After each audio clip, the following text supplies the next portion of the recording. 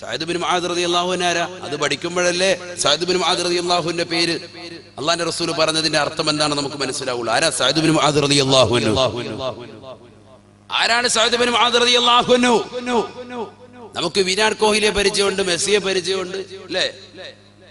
അവൻ കെട്ടാൻ പോകുന്ന അല്ലെ വിവാഹം കഴിക്കാൻ പോകുന്ന സഹോദരിയെ പരിചയമുണ്ട്, എല്ലാം നമുക്കറിയാം, പേര് ഊരും ഒക്കെ അറിയാം. പക്ഷേ സഅദ് ബിൻ മുആദ് റളിയല്ലാഹു അൻഹു അല്ലെങ്കിൽ സ്വഹാബത്തിന്റെ പേരോ അവരുടെ ചരിത്രങ്ങളൊന്നും അറിയില്ല. അള്ളാഹുവിന്റെ റസൂൽ പ്രത്യേകം എടുത്തു പറയാണ്, ഖബർ ശിക്ഷയിൽ നിന്ന് ഒരാളും രക്ഷപ്പെടുമില്ല. അങ്ങനെ രക്ഷപ്പെടുമായിരുന്നെങ്കിൽ എന്റെ അനുയായിയാകുന്ന സഅദ് ബിൻ മുആദ് രക്ഷപ്പെടുമായിരുന്നുവെന്ന് മുഹമ്മദ് റസൂലുള്ളാഹി. ലൗ നജാ അഹദും മിൻ ലഗ്തത്തിൽ ഖബരി ലനജാ സഅദ് ബിൻ മുആദ് ശഫീഉനാ റസൂലുള്ളാഹി. ആരാ സഅദ് ബിൻ മുആദ് റളിയല്ലാഹു അൻഹു? പഠിക്കണ്ടേ നമുക്ക്? ആരാ സഅദ് ബിൻ മുആദ് റളിയല്ലാഹു അൻഹു? സുബ്ഹാനല്ലാഹ്. സഅദ് ബിൻ മുആദ് റളിയല്ലാഹു തആല അൻഹു സാധാരണ മനുഷ്യനല്ല, ഒരു സാധാരണ വ്യക്തിയല്ല. ഹബീബായ റസൂലുള്ളാഹി സ്വല്ലല്ലാഹു അലൈഹി വസല്ലമ തങ്ങൾ പരിശുദ്ധമാക്കപ്പെട്ട മക്കയിൽ നിന്ന് മദീനയിലേക്ക് പലായനം ചെയ്തപ്പോ മുശ്രിക്കുകളുടെ ശല്യം സഹിക്കവയ്യാതെ മദീനയിലേക്ക് അല്ലാഹുവിന്റെ റസൂൽ കടന്നു വന്നപ്പോ തലഅൽ ബദറു അലൈനാ മിൻ സനിയാത്തിൽ വദാ വജബ ശുക്റു അലൈനാ മാ ദാ ലില്ലാഹി. ഹബീബായ നബി സല്ലല്ലാഹു അലൈഹി വസല്ലമ തങ്ങളെ സ്വാഗതം ചെയ്തുകൊണ്ട് തന്റെ പ്രിയപ്പെട്ട അനുയായികൾ ക്ഷണിച്ചവരുടെ കൂട്ടത്തിൽ നേതൃത്വമായിരുന്നു, നേതൃപടവും അലങ്കരിച്ച വ്യക്തിയായിരുന്നു. മദീന നിവാസികളാകുന്ന അൻസാരികളുടെ നേതാവായിരുന്നു സഅദ് ബിൻ മുആദ് റളിയല്ലാഹു അൻഹു. എളാപ്പാടെ പേര് കേട്ടോലെ മിണ്ടായിരിക്കണ്ട, ഉറക്കെ കൊണ്ട് ചൊല്ലിക്കോളി. റളിയല്ലാഹു അൻഹു, റളിയല്ലാഹു അൻഹു. പോരല്ലോ, ഒന്നും കൂടി. ഖുർആൻ പറഞ്ഞല്ലേ അവരെ റളിയല്ലാഹു അൻഹും വറളൂ അൻഹു. അല്ലാഹു അവരെ കൊണ്ടും തൃപ്തിപ്പെട്ടു, അവർ അല്ലാഹുവിനെ കൊണ്ടും സംതൃപ്തിപ്പെട്ടു. ശുദ്ധ ഖുർആൻ സൂറത്തുൽ ബയ്യിന. അള്ളാഹു പോലും തൃപ്തിപ്പെട്ട സ്ഥലക്ക് പിന്നെ നമുക്കെന്താ മടി? ഉറക്കെ പറഞ്ഞൂടെ? അങ്ങനെ ചെല്ലുമ്പോഴേ ഉള്ളു. അള്ളാഹു ബഹുമാനിക്കേണ്ടവരെ ബഹുമാനിച്ചാലേ ഉള്ളൂ നമുക്ക് ബഹുമാനം കിട്ടുള്ളൂ. ഇസ്ലാമിന്റെ അടിസ്ഥാനം തന്നെ അത് തന്നെയാണ്. തഅലീമു മാ അല്ലമഹുല്ലാഹ് വ തഹ്ഖീറു മാ ഹഖറഹുല്ലാഹ്. അള്ളാഹു ബഹുമാനിച്ചതിനെ ബഹുമാനിക്കുക, അള്ളാഹു ആദരിച്ചതിനെ ആദരിക്കുക, അള്ളാഹു നിന്ദിച്ചതിനെ നിന്ദിക്കുക. അതാണ് ഇസ്ലാം. അതുകൊണ്ടാണല്ലോ നമ്മുടെ മഖാം ഇബ്രാഹിമിന്റെ പിന്നിൽ പോയി നമസ്കരിക്കുന്നത്. എന്താ മഖാം ഇബ്രാഹിം? ഇബ്രാഹിം നബി സ്വല്ലല്ലാഹു അലൈഹി വസല്ലം കഅബ പണിത സമയത്ത് കയറി നിന്നതാകുന്ന കല്ലാണ് മഖാം ഇബ്രാഹിം. തവാഫ് കഴിഞ്ഞിട്ട് അതിന്റെ പിന്നിൽ നമസ്കരിക്കുന്നു. ഹജറുൽ അസ്വദ് തൊട്ടുമുത്തുന്നു, ഇല്ലെങ്കിൽ അതിനെ ചുംബിക്കുന്നു. എന്താ കാരണം? റസൂലുള്ളാഹി സ്വല്ലല്ലാഹു അലൈഹി വസല്ലം തങ്ങൾ അതിനെ പവിത്രത പറഞ്ഞിട്ടുണ്ട്, സ്വർഗ്ഗത്തിലെ കല്ലാണെന്ന് പറഞ്ഞിട്ടുണ്ട്, അതിന് പവിത്രത നൽകിയിട്ടുണ്ട്. ഇസ്ലാം ബഹുമാനിക്കാൻ പറഞ്ഞ വസ്തുക്കളെ ബഹുമാനിക്കുക, അതാണ് അഹ്ലുസ് സുന്നത്തി വൽ ജമാഅത്ത്. നിന്ദിക്കാൻ പറഞ്ഞ വസ്തുക്കളെ നിന്ദിക്കുക. ബഹുമാനിക്കാൻ പറഞ്ഞതാണ് അമ്പിയാക്കൾ, ഔലിയാക്കൾ, മശായിഖന്മാർ, സാത്വികരാകുന്ന ആളുകൾ, സജ്ജനങ്ങൾ, അവരെ നമ്മൾ ബഹുമാനിക്കുക, അവരെ നിന്ദിക്കണ്ട. നിന്ദിക്കാൻ പറഞ്ഞ ആളുകളാണ് ഇബ്ലീസ്, അവരെ നമ്മൾ നിന്ദിക്കുകയും ചെയ്യുക. മനസ്സിലാകുന്നുണ്ടോ? അതുകൊണ്ട് റളിയല്ലാഹു അൻഹു ഉറക്കെ പറയാം, ബഹുമാനപ്പെട്ട സഅദ് ബിൻ മുആദ് റളിയല്ലാഹു അൻഹു. അങ്ങനെ നമ്മൾ ബഹുമാനം കൊടുക്കുക. നമുക്ക് ഈ ബഹുമാനം കുറഞ്ഞു പോയതുകൊണ്ട്, ഞാൻ അടിവരയിട്ട് പറയുന്നു, ബഹുമാനം കുറഞ്ഞതു പോയത് കൊണ്ടാണ് നമ്മളെ ഇന്ന് ബഹുമാനിക്കാത്ത. ആര്? നമ്മുടെ കുടുംബത്തിൽപ്പെട്ടവർ, നമ്മുടെ മക്കൾ പോലും. വാപ്പ വരുമ്പോൾ കാര്യം വെച്ച് വെച്ചിങ്ങനെ ഇരിക്കുക സ്റ്റൈലിൽ. അപ്പം അടുത്തിരിക്കുന്നവരാണ് വാപ്പ വരുന്നത്, വാപ്പയല്ലേ മൈൻഡ് ചെയ്യണം, നീ അതാണ് പറഞ്ഞത്, വാപ്പ എന്നാണ് പറഞ്ഞത്, അത് മനസ്സിലായി. വേറെ വല്ലവരും വരുവാണ് പറഞ്ഞേക്കണം കേട്ടോ, ഇവനോട് പറയും വാപ്പ എന്ന് മനസ്സിലായെന്ന്. ഇവൻ കണ്ട് അതിനു മുമ്പേ വാപ്പയല്ലേ, കുഴപ്പമില്ല, അപ്പൊ മുക്കുവൻ പാവപ്പെട്ട വിഷയമില്ല, അദ്ദേഹത്തൊന്നും മൈൻഡ് ചെയ്യുന്നില്ല. ഓൻ വലിയ എഞ്ചിനീയർ, വലിയ ബോസ്, വലിയ ആളായി.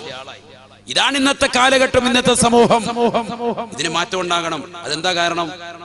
നമ്മൾ റളിയല്ലാഹു അൻഹു എന്ന് ചെല്ലാത്തത് കൊണ്ടാണ്. നമ്മൾ ഇവരൊക്കെ ബഹുമാനിക്കണം. നബിമാരുടെ പേരൊക്കെ അലൈഹിസ്സലാം പറയണം. അതൊക്കെ ഉറക്കെ നമ്മൾ പറയണം. ആ ഈമാൻ നമ്മൾ നഷ്ടപ്പെട്ടു പോയോ, മക്കൾ നമ്മളെ കാണുമ്പോൾ എണീറ്റ് നിൽക്കൂല, ബഹുമാനം കുറയ്ക്കും, അള്ളാഹു കുറയ്ക്കും. കാരണം സ്വഹാബത്തിന് കൊടുക്കേണ്ട ബഹുമാനം നീ കൊടുത്തിട്ടില്ല. നീ ആരാ? അവരിലേക്ക് ചേർത്ത് നോക്കിയിട്ട് ഒന്നുമല്ലല്ലോ, ഒന്നുമല്ല.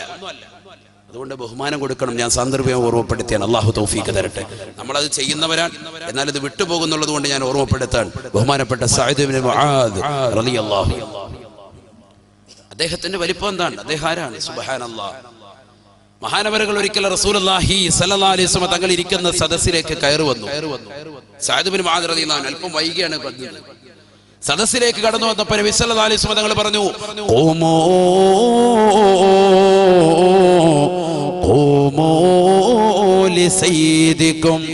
നിങ്ങളുടെ നേതാവ് വരുന്നുണ്ടേ, നേതാവിന് വേണ്ടി എണീറ്റ് നിൽക്കണേ എന്ന് നബിയുനാ റസൂലുള്ളാഹി സ്വല്ലല്ലാഹു അലൈഹി വസല്ലം. ആരാ ഈ പറയുന്ന ആള് മോശക്കാരനാണോ? മുഹമ്മദ് മുസ്തഫ അള്ളാന്റെ റസൂലാ പറയുന്നത്, എണീറ്റ് നിൽക്കണ, എല്ലാവരും എണീറ്റേക്ക്. നിങ്ങളുടെ നേതാവാകുന്ന സഅദ് ബിൻ മുആദ് റളിയല്ലാഹു അൻഹു കടന്നു വരുന്നുണ്ട്, എണീറ്റ് നിൽക്കണമെന്ന് അഷ്റഫുൽ മുഹമ്മദ് മുസ്തഫ. കാരണം സഅദ് ബിൻ മുആദ് റളിയല്ലാഹു അൻഹു അൻസാരികളാകുന്ന മദീന നിവാസികളുടെ നേതാവാണ്. അദ്ദേഹം കടന്നു വരുമ്പോൾ അദ്ദേഹത്തെ അനുസരിച്ചുകൊണ്ട്, നേതാവിനെ ബഹുമാനിച്ചുകൊണ്ട് നിങ്ങൾ എണീറ്റ് നിൽക്കണേ. അതുകൊണ്ടാണ് നമ്മൾ ഉലമാക്കളെ കാണുമ്പോൾ, പണ്ഡിതന്മാരെ കാണുമ്പോൾ, മുതഅല്ലിമീങ്ങളെ കാണുമ്പോൾ നമ്മൾ ആദരപൂർവ്വം എണീറ്റ് നിൽക്കുന്നത്. ആ ആദരവാണ് നമുക്ക് വേണ്ടത്. നേതൃത്വത്തെ നമ്മൾ അംഗീകരിക്കണം. ചില ആളുകൾ ഉസ്താദുമാര് വന്നാലും ഒരു വിഷയമില്ല, എത്ര വലിയ കാല് വന്നാലും ശരി, ഈ സംഭവം നെവർ മൈൻഡ് ആണ്. നമ്മുടെ കാര്യമില്ല, വലിയ വലിയ ഉലമാക്കളുടെ കാര്യം ഞാൻ ഈ പറഞ്ഞു. നമുക്കൊരു വിഷയമില്ല, നിങ്ങൾ ഇരിക്കുന്നതിന് നമുക്ക് തന്നെ. നമ്മൾ അങ്ങനെയുള്ള ആൾക്കാരാണ്. വലിയ വലിയ ആലിമീങ്ങളുണ്ട്, അവരെ നമ്മൾ ബഹുമാനിക്കണം, ആദരിക്കണം. കൊച്ചു മുത്തഅല്ലിമീങ്ങളെ പോലും നമ്മൾ ബഹുമാനിക്കണം. മുത്തഅല്ലിമായിട്ട് ഇന്ന് ചാർജ് എടുത്തിട്ടുള്ളൂ എന്ന് പറഞ്ഞ് വിളിക്കാൻ പാടില്ല, അങ്ങനെ വിളിക്കാൻ പാടില്ല. മുസ്ലിയാരെ എന്നല്ലാതെ അഭിസംബോധന ചെയ്യാൻ പാടില്ല. ബഹുമാനപ്പെട്ട ഓക്കെ ഉസ്താദ് സൈനുദ്ദീൻ ഉസ്താദ് അള്ളാഹുവിന്റെ ഖബർ ജീവിതം സന്തോഷത്തിലാക്കി കൊടുക്കുമാറാവട്ടെ. ഒതുക്കുകൾ ഉസ്താദ് അദ്ദേഹം മുസ്ലിയാർ കുട്ടി എന്നല്ലാതെ വിളിക്കത്തില്ല ഒരാളെയും. ഏത് കുട്ടി ഇന്ന് തലയെക്കെട്ട് കെട്ടിയിട്ട് അന്നത്തെ സോദാനം കൊണ്ട് ചാർജ് എടുത്തോളൂ. ഓക്കെ ഉസ്താദിന്റെ കാര്യമാണ്. അദ്ദേഹം വിളിക്കുന്ന അഭിസംബോധന ഉസ്താദുൽ അസാത്തി എന്നാണ്. എല്ലാ ഉസ്താദുമാരുടെയും ഉസ്താദാണ്. അള്ളാഹു ഒരുത്ത ദറജ ഉയർത്തി കൊടുക്കുമാറാവട്ടെ. മാനവരുകൾ വിളിക്കുന്ന അങ്ങനെ മുസ്ലിയാർ കുട്ടി ഇങ്ങുവാന്ന് പറയും, മുസ്ലിയാർ ഇങ്ങുവാ, അങ്ങനെ വിളിക്കുമോ? നമുക്ക് കഴിയോ? നമ്മൾ അതിലേക്കാൾ വലിയ വലിയ ആലിമീങ്ങളെ വിളിക്കാണ് കൊച്ചു കുട്ടികളെ. അവർക്ക് അങ്ങനെ ഡാന്ന് വിളിച്ചുകൊണ്ട് ഒരു തെറ്റുമില്ല. നാടന്മാരാകുന്ന നമ്മൾ ഒരിക്കലും അങ്ങനെ വിളിക്കാൻ പാടില്ല. കൊച്ചു മുത്തഅല്ലിങ്ങളെ പോലും ബഹുമാനം വേണം, ബഹുമാനം. ആ ബഹുമാനം കൊടുക്കുമ്പോൾ അൽഹംദുലില്ലാഹ് നമുക്കും ഉണ്ടാകും അത്തരത്തിൽ നമ്മുടെ മക്കളിൽ നിന്ന്, നമ്മുടെ സഹോദരങ്ങളിൽ നിന്ന്, കുടുംബാദികളിൽ നിന്ന് ഒക്കെ ബഹുമാനം തിരിച്ചു കിട്ടും. അള്ളാഹു തൗഫീഖ് തരട്ടെ. ഞാനത് സാന്ദര്യമായിട്ട് ഓർമ്മപ്പെടുത്തിയാണ്. സഅദ് ബിൻ മുആദ് റളിയല്ലാഹു തആല അൻഹുവിനെ പോലും ഖബർ വെറുതെ വിട്ടില്ല. അദ്ദേഹത്തെ ഖബർ വെറുതെ വിട്ടില്ല നബിയുനാ റസൂലുള്ളാഹി സ്വല്ലല്ലാഹു അലൈഹി വസല്ലം. ആരെങ്കിലും ഒരാളെ ഖബർ ജീവിതത്തിൽ നിന്ന്, ഇടുക്കത്തിൽ നിന്ന് രക്ഷപ്പെടുമായിരുന്നെങ്കിൽ സഅദ് ബിൻ മുആദ് രക്ഷപ്പെടുമായിരുന്നു എന്ന് മുഹമ്മദ് മുസ്തഫ സ്വല്ലല്ലാഹു അലൈഹി വസല്ലം. അപ്പോൾ സഅദ് ബിൻ മുആദ് റളിയല്ലാഹു അൻഹു പഠിക്കൽ അനിവാര്യമായി. റസൂലുള്ളാഹി സ്വല്ലല്ലാഹു അലൈഹി വസല്ലമ തങ്ങളുടെ അടുക്കലേക്ക് കൂട്ടുകാർ വന്നുകൊണ്ട് പറയുകയാണ്, യാ റസൂലല്ലാഹ്, നബിയേ توفي سيدنا توفي سعد بن معاذ. അവിടുന്ന് ഞങ്ങളുടെ നേതാവായി പരിചയപ്പെടുത്തിയ സഅദ് ബിൻ മുആദ് മരണപ്പെട്ടു പോയി നബിയേ, വഫാത്തായി പോയി നബിയേ. ഹബീബായ നബി തങ്ങൾ ആ മരണ വീട്ടിലേക്ക് റസൂലുള്ള ചെല്ലുകയാണ്. ഹബീബായ നബി തങ്ങൾ മരിച്ചതാകുന്ന വ്യക്തിയുടെ ജനാസയുമായി സഅദ് ബിൻ മുആദ് റളിയല്ലാഹു അൻഹുവിനെ കുളിപ്പിച്ചിട്ട് ആ ജനാസ മയ്യത്ത് കട്ടിൽ വെച്ചുകൊണ്ട് അനുയായികൾ പള്ളിയിലേക്ക് വരുമ്പോ ഹബീബായ നബി തങ്ങൾ മയ്യത്ത് കട്ടിലിന്റെ മുന്നിലൂടെ വല്ലാതെ പ്രയാസപ്പെട്ടുകൊണ്ട് നടക്കുകയാണ്. സഹാബത്ത് നോക്കുകയാണ് നബി തങ്ങളെ. ഹബീബായ നബി സല്ലല്ലാഹു അലൈഹി വസല്ലമ തങ്ങൾ തന്റെ കാല് നിലത്ത് കുത്താൻ പ്രയാസപ്പെടുകയാണ്. കാല് പരിപൂർണമായി നിലത്ത് കുത്തുന്നില്ല, തന്റെ വിരല് മാത്രം കുത്തിക്കൊണ്ടാണ് നബി തങ്ങൾ നടക്കുന്നത്. ഇത് കണ്ടപ്പോ അനുയായികൾ വന്നുകൊണ്ട് നബിയോട് ചോദിക്കുകയാണ്, യാ റസൂലല്ലാഹ്, നബിയേ മാലക യാ ഹബീബല്ലാഹ്, എന്തെങ്കിലും വിഷമമുണ്ടോ നബിയേ, എന്തെങ്കിലും പ്രയാസമുണ്ടോ നബിയേ? ഈ മദീനത്തൂടെ തെരുവിലൂടെ നടക്കാൻ അവിടുത്തെ കാലിൽ വല്ല ചരൽക്കല്ലുകൾ പതിച്ചിട്ടുണ്ടോ, വല്ല മുള്ളുകൾ തറച്ചിട്ടുണ്ടോ? എന്താണ് അവിടുന്ന് വിരലുകൾ മാത്രം കുത്തി നടക്കുന്നത്? എന്തുകൊണ്ട് പാദം കാലൂന്നുന്നില്ല? കാല് നിലത്ത് ശരിക്ക് കുത്താതെ എന്തിനാണ് നടക്കുന്നത്? ഇത്ര പ്രയാസപ്പെട്ടുകൊണ്ട് എന്തിനാണ് നടക്കുന്നത്? ഹബീബായ നബി സല്ലല്ലാഹു അലൈഹി വസല്ലമ തങ്ങൾ തന്റെ പ്രിയപ്പെട്ട അനുയായികളോട് പറയുകയാണ്, സ്വഹാബത്തെ സ്വഹാബത്തെ, ഇതൊരു സാധാരണ വ്യക്തിയുടെ ജനാസയല്ല. ഈ വ്യക്തി മരണപ്പെട്ടപ്പോൾ തന്നെ അല്ലാഹുവിന്റെ അർശ് കിടുകിടാ കുലുങ്ങിപ്പോയ സഹാബ. വമഖതസറുല്ലാഹി മിൻ അജ്ലി ഖാലിഖി സമിഅനാ ബിഹി ഇല്ലാ ലിസഅദ് അബാംരി. മഹാനായ സഅദ് ഇബ്നു മുആദ് റളിയല്ലാഹു തആല അൻഹുവിന്റെ മരണവാർത്ത കേട്ടപ്പോ അല്ലാഹു വന്ന ജഗന്നിയന്താവായ പരിപാലകനായ പടച്ചറപ്പിന്റെ അർശ് പോലും വിറങ്ങലിച്ചു അത്രേ കുലുങ്ങിപ്പോയത്രേ. ആ കുലുക്കമുണ്ടാക്കിയെന്ന് മാത്രമല്ല, ഇദ്ദേഹത്തിന്റെ മയ്യത്ത് കുളിപ്പിക്കാൻ, ഇദ്ദേഹത്തിന്റെ ജനാസ അനുഗമിക്കാൻ, ഈ സഅദ് ഇബ്നു മുആദിന്റെ ജനാസ അനുഗമിക്കാൻ വേണ്ടി മാത്രമായി 70,000 മലക്കുകളെ, ഒന്നല്ല സഹാബ, 10 അല്ല സഹാബ, 1000 അല്ല സഹാബ, 70,000 മലക്കുകളെ അല്ലാഹു സുബ്ഹാനഹു വ തആല ഈ പരിശുദ്ധമാക്കപ്പെട്ട മദീനയിലെ ഈ ചെറിയ തെരുവിലൂടെ മലക്കുകളെ ഇറക്കിയിരിക്കുകയാണ്.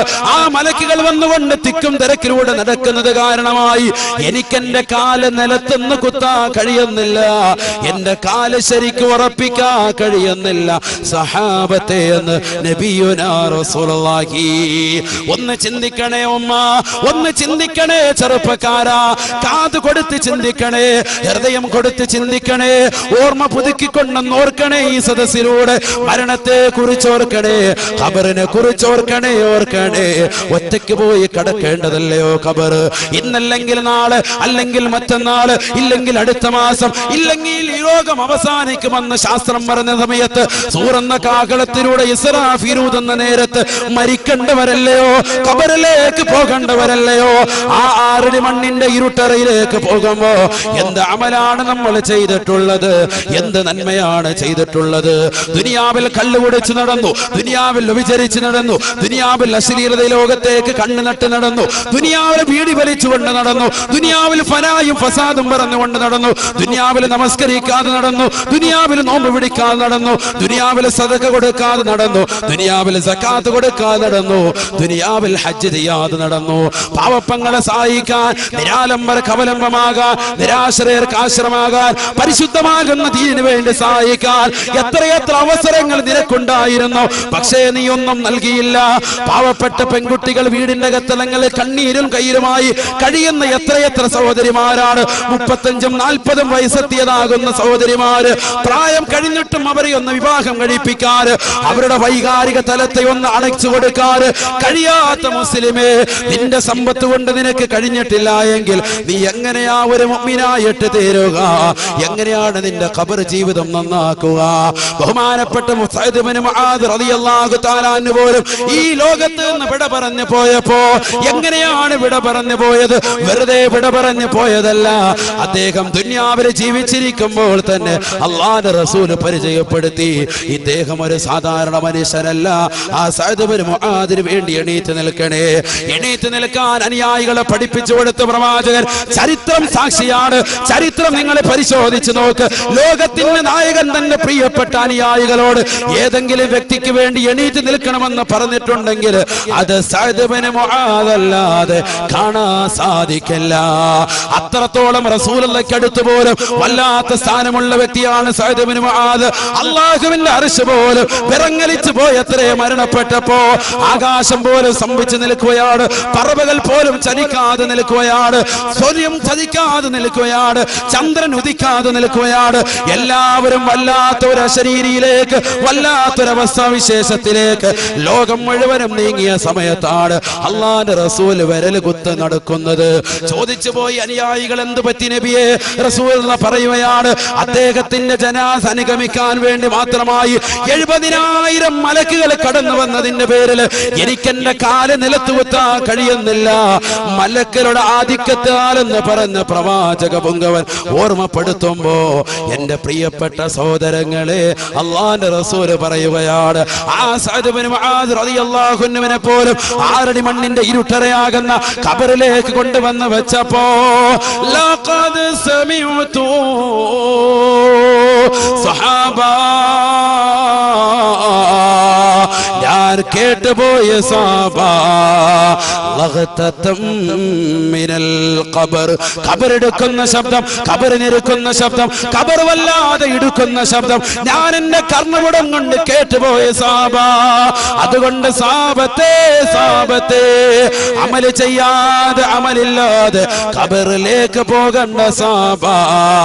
ലൗ നജാ അഹദും മിൻ ലഗ്തതിൽ ഖബർ, ആ ഖബറിന്റെ ഇടുക്കത്തിൽ നിന്ന് ആരെങ്കിലും രക്ഷപ്പെടുമായിരുന്നുവെങ്കിൽ ലനജാ സഅദ് ഇബ്നു മുആദ്, എന്റെ അനുയായിയായ സഅദ് ഇബ്നു മുആദ് രക്ഷപ്പെടുമായിരുന്നുവെന്ന് നബിയുനാ റസൂലുള്ളാഹി സ്വല്ലല്ലാഹു അലൈഹി വസല്ലം.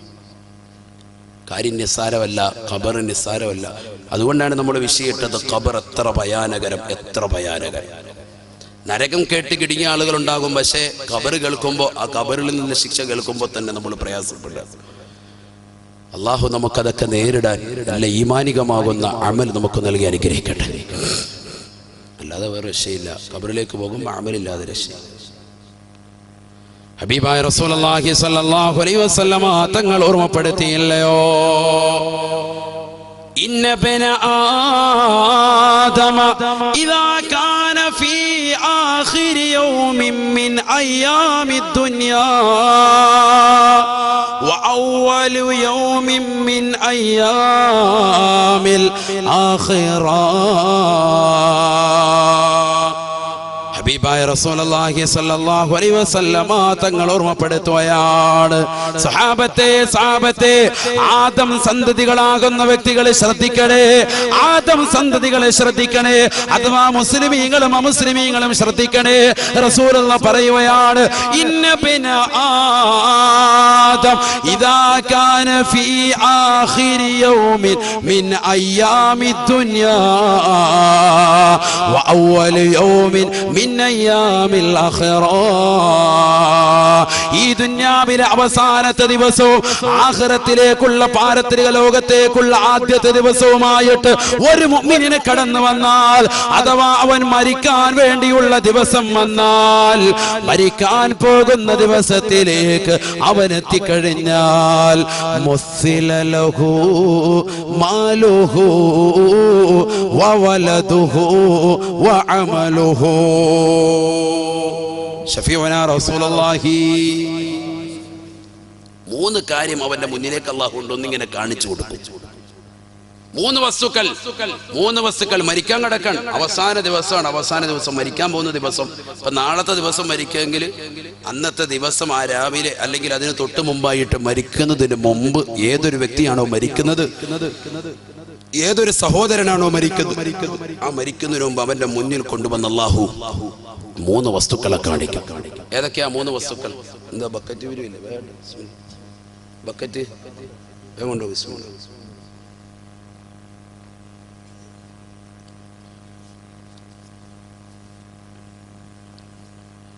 പത്ത് മിനിറ്റ് വേണം പറയാലോ അല്ലേ? 11 മണി വരെ പറയാലോ, കുഴപ്പമില്ലല്ലോ.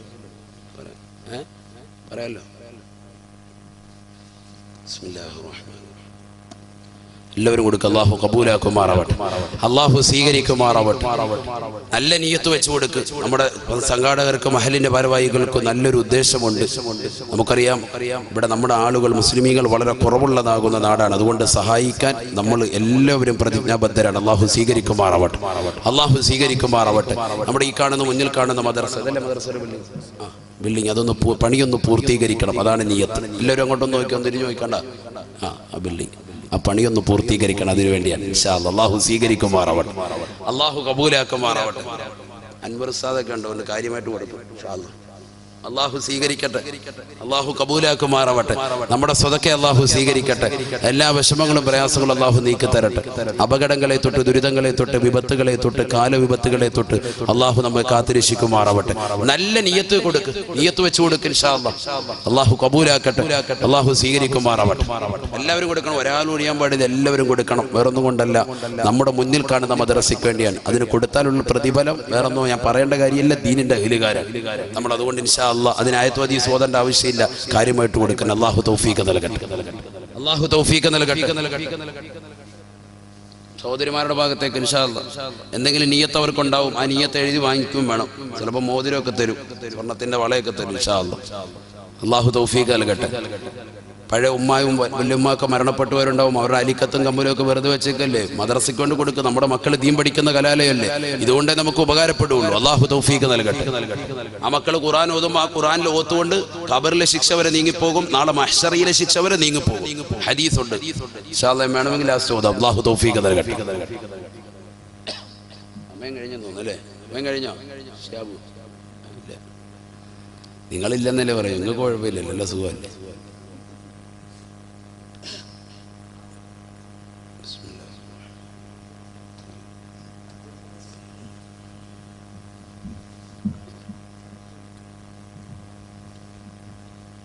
അൽഹംദുലില്ലാ അൽഹംദുലില്ലാ. ബക്കറ്റ് എല്ലായിടത്തും എത്തണം, എല്ലാവർക്കും നൽകാൻ നിയ്യത്തുണ്ട്. അതുകൊണ്ട് ഇവരെല്ലായിടത്തും എത്തുക. അള്ളാഹു കബൂലാക്കട്ടെ.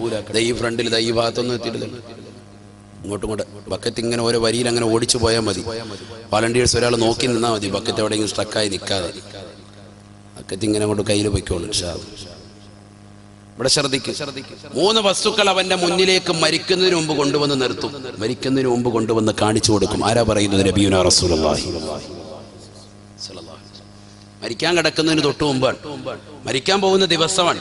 ഈ ദുനിയാവിലെ അവസാനത്തെ ദിവസം, ആഖിറത്തിലെ തുടക്കത്തെ ദിവസം. അങ്ങനെ റസൂലുള്ളാഹി സ്വല്ലല്ലാഹി അലൈഹി വസല്ലം അവ്വലി യൗമിൻ മിൻ അയ്യാമിൽ ആഖിറ വആഖിറു യൗമിൻ മിൻ അയ്യാമിദ് ദുനിയ. ഈ ദുനിയാവിലെ ദിവസത്തെ അവസാനത്തെ ദിവസം, ആഖിറത്തിലെ തുടക്ക ദിവസം. അന്ന് 3 വസ്തുക്കൾ കൊണ്ടുവന്ന് മുന്നിൽ കൊണ്ടുവന്ന് കാണിക്കും. ഏതൊക്കെയാത്? ഹബീബായ റസൂലുള്ളാഹി സ്വല്ലല്ലാഹു അലൈഹി വസല്ലമ തങ്ങൾ പറയുകയാണ്, മുസ്സില ലഹു വാലുഹു മുസ്സില ലഹു മാലുഹു വവലദുഹു വഅമലുഹു. ഒന്നാമതായി അവന്റെ മുന്നിലേക്ക് കൊണ്ടുവരുന്നത് അവൻ ദുന്യാവിൽ ഒരുമിച്ച് കൂട്ടിയതായ സമ്പത്താണ്.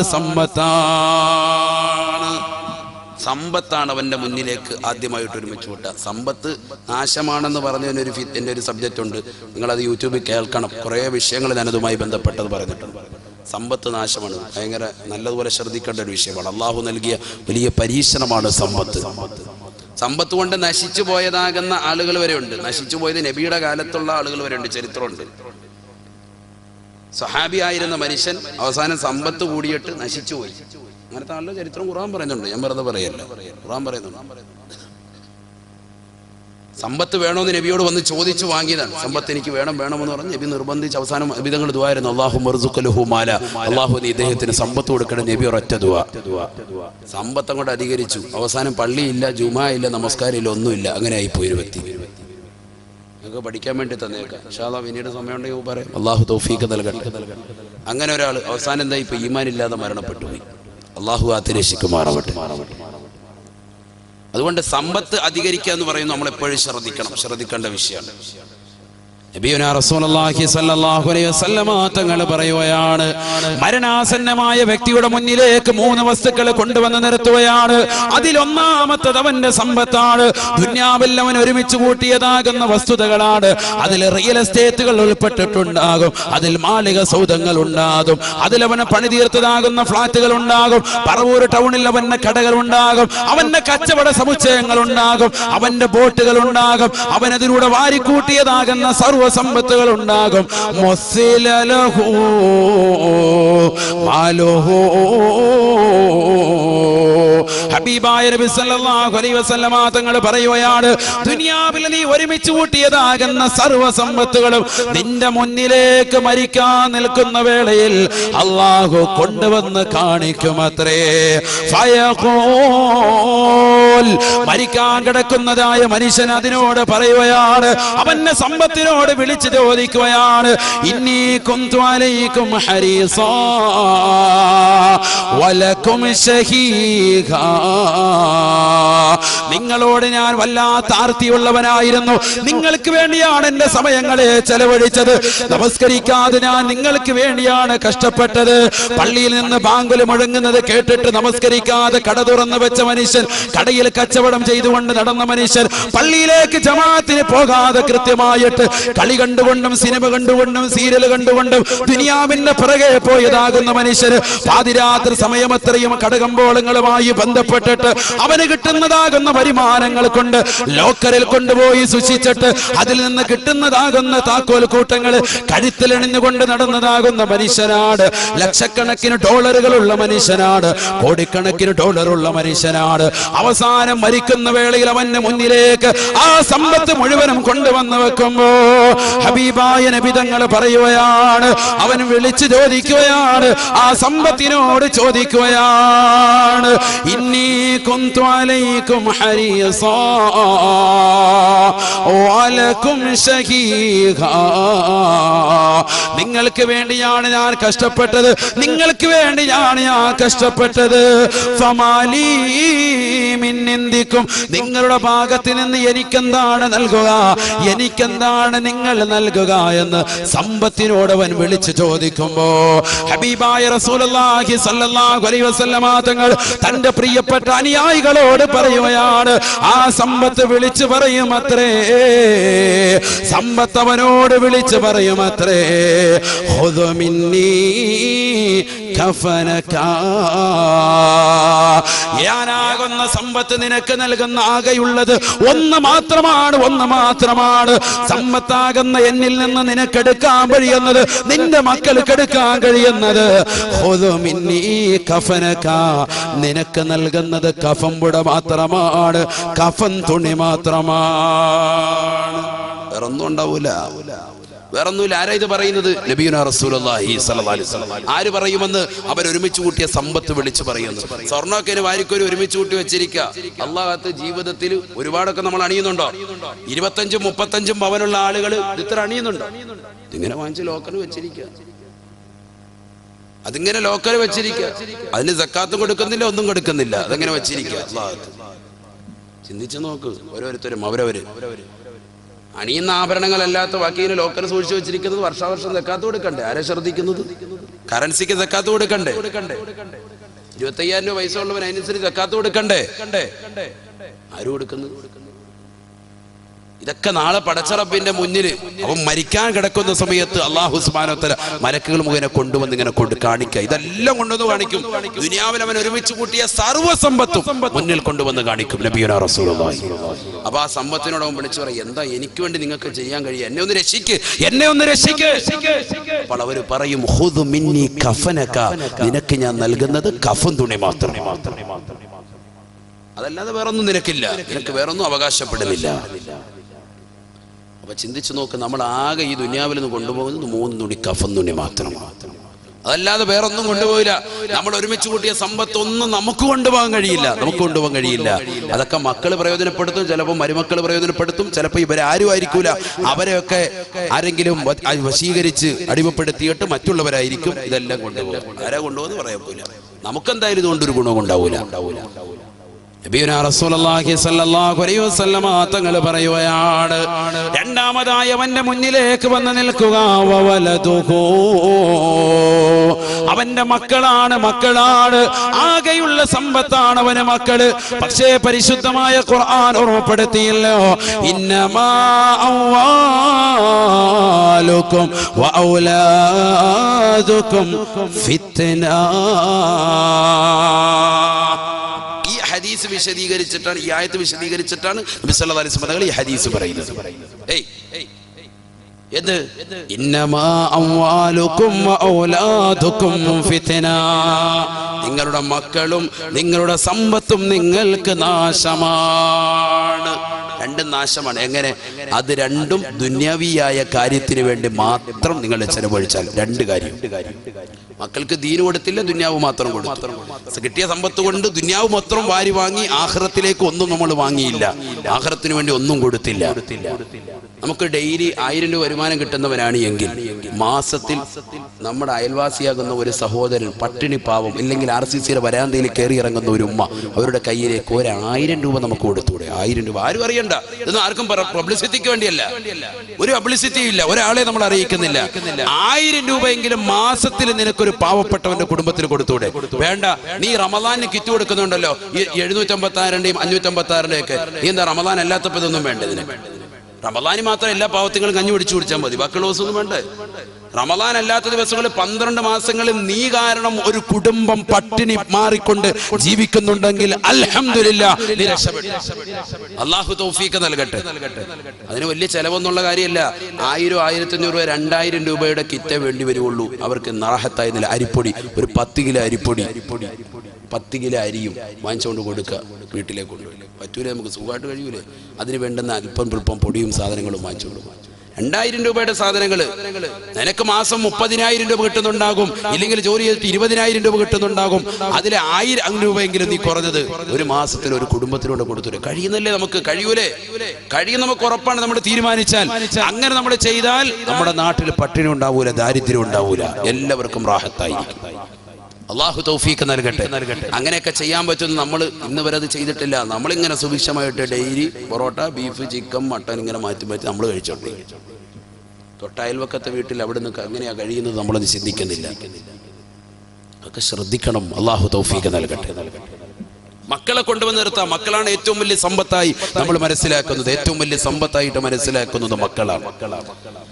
ആ മക്കളെ കൊണ്ടുവന്ന് മുന്നിൽ നിർത്തുകയാണ്. ആ മക്കൾക്ക് വേണ്ടിയാണ് ദുനിയാവിൽ വാപ്പ കഷ്ടപ്പെട്ടത്, ആ മക്കൾക്ക് വേണ്ടിയാണ് ഉമ്മ കഷ്ടപ്പെട്ടത്. ആ മക്കളെ കൊണ്ടുവന്ന് മുന്നിൽ നിർത്തുമ്പോ മക്കളോട് വാപ്പയും ഉമ്മയും വിളിച്ച് ചോദിക്കുകയാണ്, ഇന്നി കുന്തു അലൈക്കും ശഫീഖാ വലക്കും മുഹാമിയാ. അല്ലയോ പ്രിയപ്പെട്ട പൊന്നുമോനെ, നിനക്ക് ഞാൻ കൃപയുള്ളവനായിരുന്നില്ലയോ? നിന്നെ കാരുണ്യത്തോടു കൂടിയല്ലയോ ഞാൻ നോക്കിയത്? പാതിരാത്രി സമയത്ത് നീ വീട്ടിലേക്ക് വരുമ്പോഴും നിനക്ക് ഭക്ഷണം നൽകാതെ വാപ്പ കിടത്തി ഉറക്കാറില്ല, ഉമ്മ കിടത്തി ഉറക്കാറില്ല. ഏത് പാതിരാത്രി ആയാലും മകന് വിശക്കുന്നു എന്ന് പറഞ്ഞാൽ അവർക്ക് വേണ്ടി പാചകം ചെയ്തുകൊണ്ട് കൊടുക്കാത്ത ഉമ്മയില്ല. ഇന്നി കുന്തു അലൈക്കും ശഫീഖാ വലക്കും മുഹാമിയാ.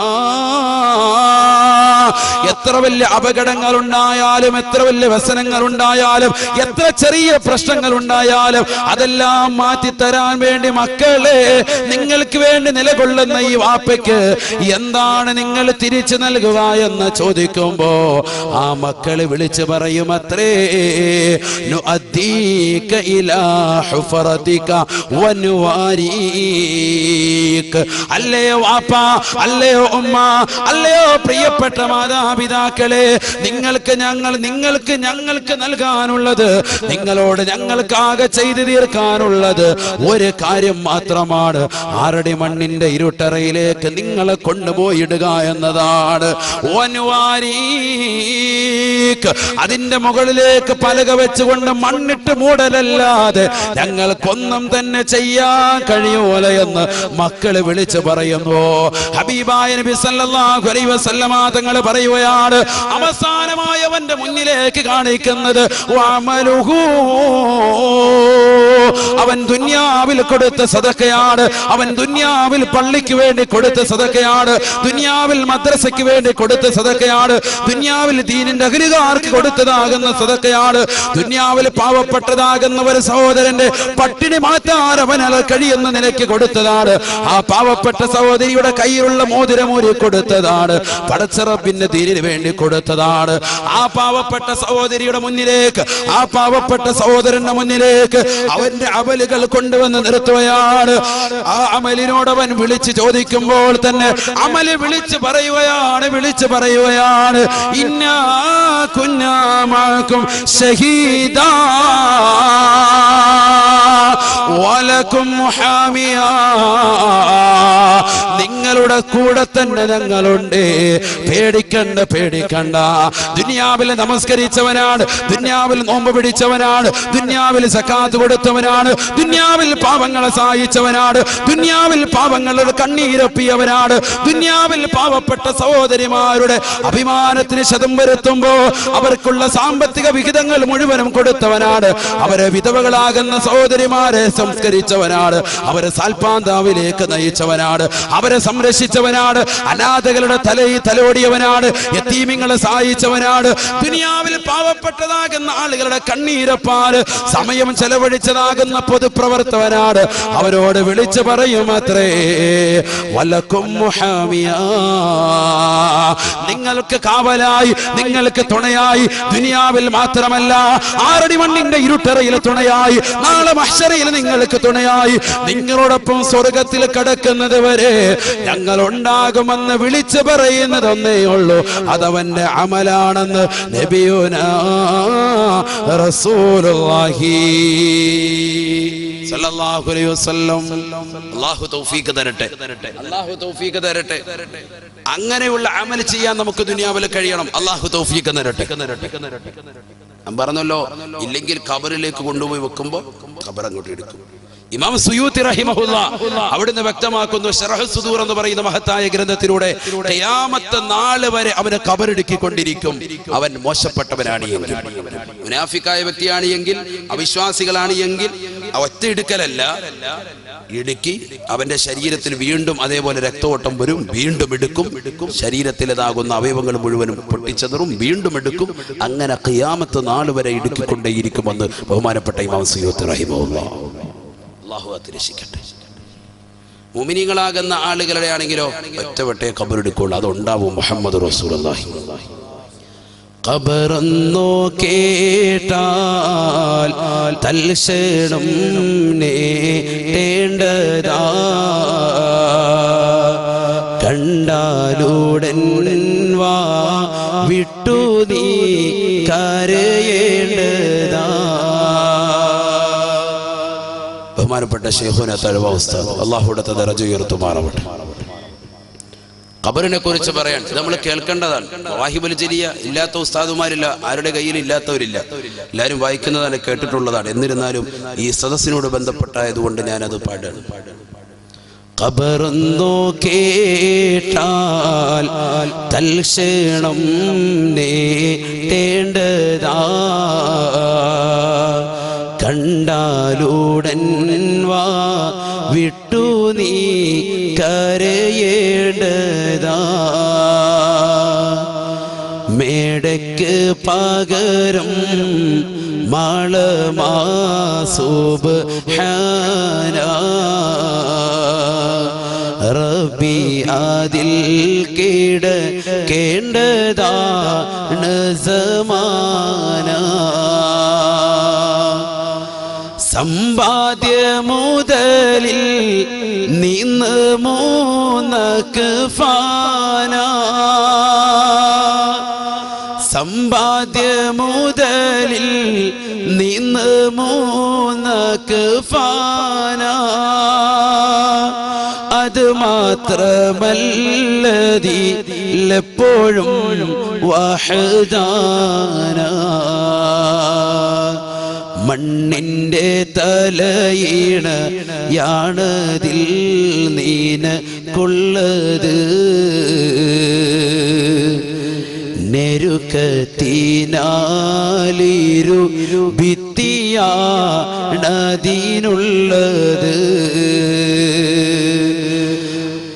അതിനുള്ള ബാബുകൾ ഭദ്രമായി പൂട്ടുന്നതാ, താക്കോല് ഇസ്രാഫീൽ സൂക്ഷിക്കുന്നതാ, ചിതലും പുഴുക്കൾ താവളം പേരു തുണ്ടതിൽ, സന്തോഷമാണവകൾക്ക് നീ ചെല്ലുന്നതിൽ, പൊൻവർണ്ണ കോമള മൃദുലമായ ശരീരമിൽ പൊൻവർണ്ണ കോമള മൃദുലമായ ശരീരമിൽ സമരത്തിലാണ് പരസ്പരം തിന്നുന്നതിൽ കാർഡില്ലറേഷൻ വേണ്ട പോലതിലുണ്ട് ക്യൂ സിസ്റ്റമില്ല തള്ളലാണത് കൊണ്ട് ഇവയൊക്കെ ചിന്തിച്ചു നീ കരയോ സോദരാ എന്നാൽ സൂറൂറായി നീ കടക്കും മറുകരാ. അള്ളാഹുവിടുത്തെ ദറജ ഉയർത്തുമാറാവട്ടെ. അള്ളാഹുവിടുത്തെ ഖബർ ജീവിതം സന്തോഷത്തിലാക്കുമാറാവട്ടെ. അവിടുത്തെ മദദ് അള്ളാഹു നമുക്ക് നൽകി അനുഗ്രഹിക്കട്ടെ. അതൊക്കെ റസൂലുള്ളാഹിന്റെ ഹദീസുകളാണ് പറഞ്ഞത് മുഴുവനും സല്ലല്ലാഹു അലൈഹി വസല്ലം.